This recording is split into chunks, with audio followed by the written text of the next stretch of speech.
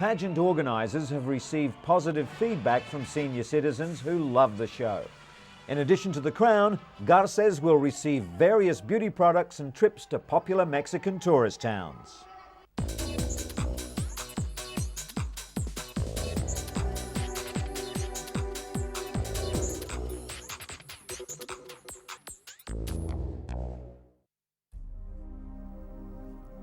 In response to the increasing number of anthrax scares in the United States, the Mayo Clinic has released a new rapid response DNA test that can determine if an individual has contracted the anthrax virus in under 30 minutes.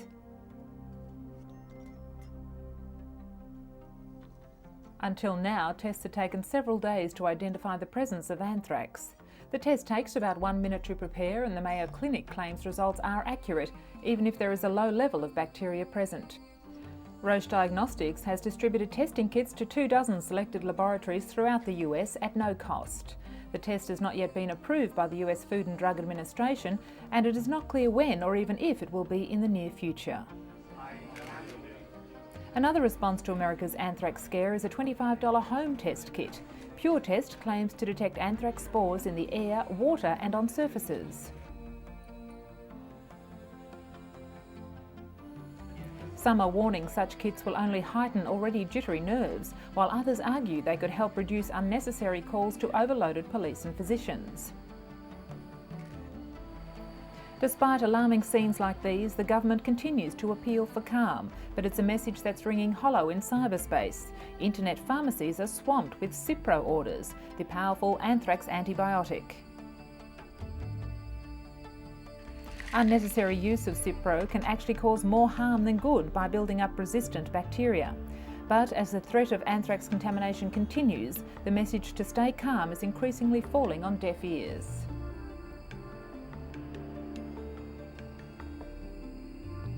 As more people are being treated with the now famous antibiotic, stockpiling and misuse of the drug is becoming a major concern. Capitol Hill staff and US postal workers are already treating Cipro like an old friend during difficult times. The wonder drug kills most bacteria, so the body's immune system can fight toxins released into tissue by the anthrax. But doctors warn this drug must be used very carefully. For instance, if a dose is missed, the anthrax multiplies, but this time with a possible resistance to Cipro. All antibiotics have side effects, but Cipro can be particularly strong, and even antacids can make it ineffective. Experts say antibiotic abuse will hurt more people than actual anthrax exposure. The bacteria may develop resistance to Cipro naturally over the course of years, but with widespread abuse it could happen within months. As a result of the recent spate of anthrax attacks in the United States, biologists and other researchers are taking steps to raise security at universities and institutions where hazardous bacteria is stored.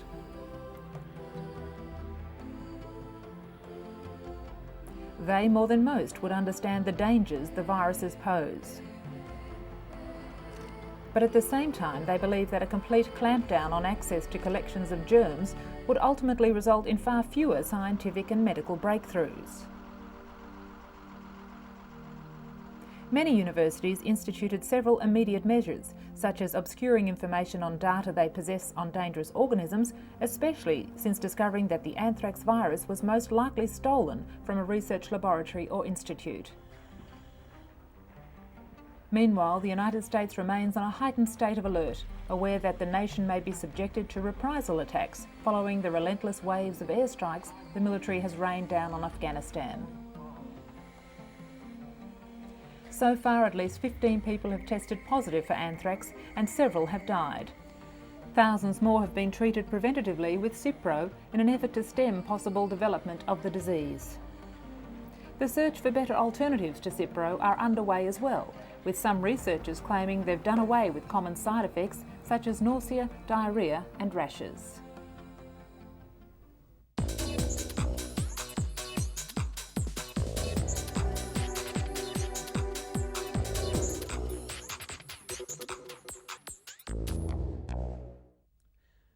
Delia Gamboa suffers from postpartum depression.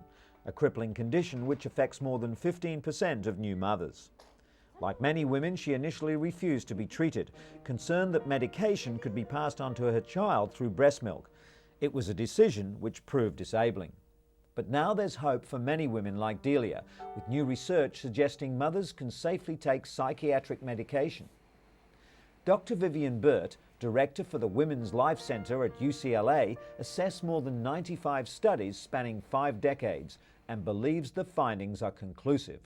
Healthy babies won't suffer adversely to medication via breast milk. In the majority of cases, the benefits of taking antidepressants greatly outweigh the risks. Delia Gamboa is proof of this, now finally able to enjoy a healthy, happy relationship with her 2 sons.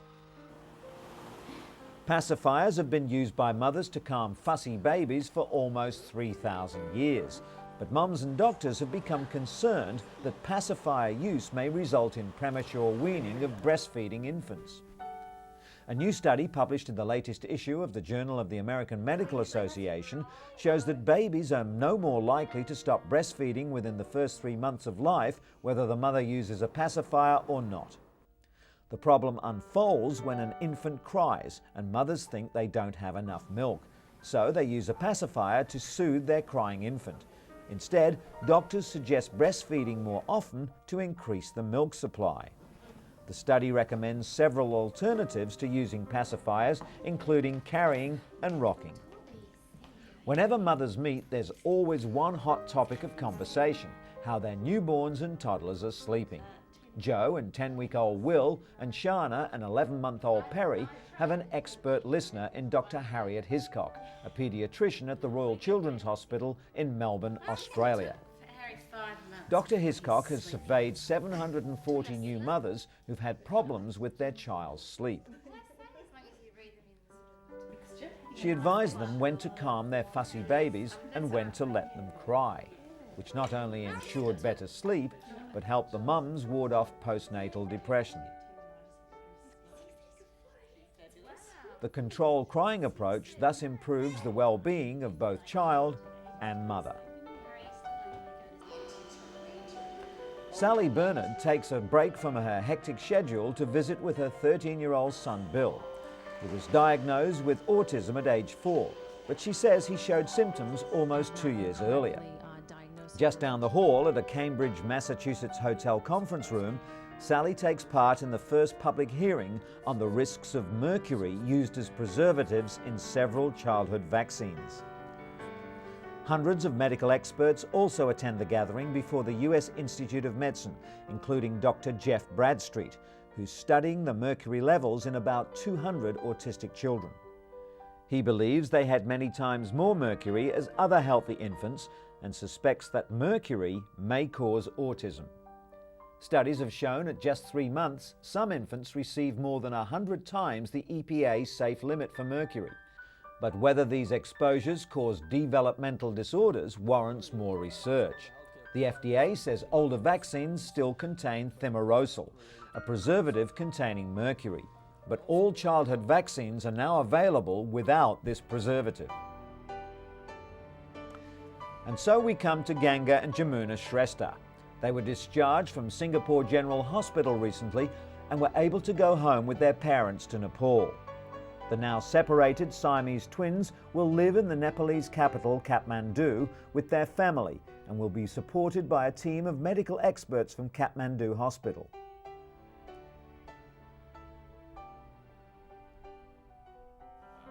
The surgeon who conducted the 100-hour operation to separate the twins told a news conference that the girls were ready to go home to rest, grow and develop. Professor Ho Yun explained that the 18-month-old girls had already been through quite an ordeal, such as major operations every other day for about 3 to 4 months. Naturally, their parents, Father Bushra and Mother Sandhya, were delighted to be going home with the whole family, but they'll return to Singapore next year for skull reconstruction surgery. The babies, who were kept on ventilators in a drug-induced sleep for days after the surgery, have not suffered any major strokes, brain swelling or brain infections. Doctors said Jamuna, the stronger of the two, now tries to roll over and is learning to sit. Though slightly heavier at 8.2 kilograms, Ganga has yet to catch up with her sister's development. The costly operation, which utilised 3D computer imaging of the girls' skulls, was paid for by a pool of public donations that poured in to cover all costs, while doctors offered their services for free.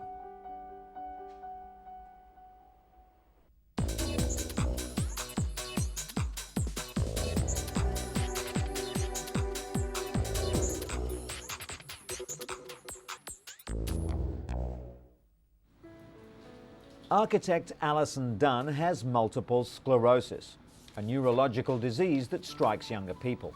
While severe MS symptoms include paralysis, Alison suffers a milder form known as remit and relapse.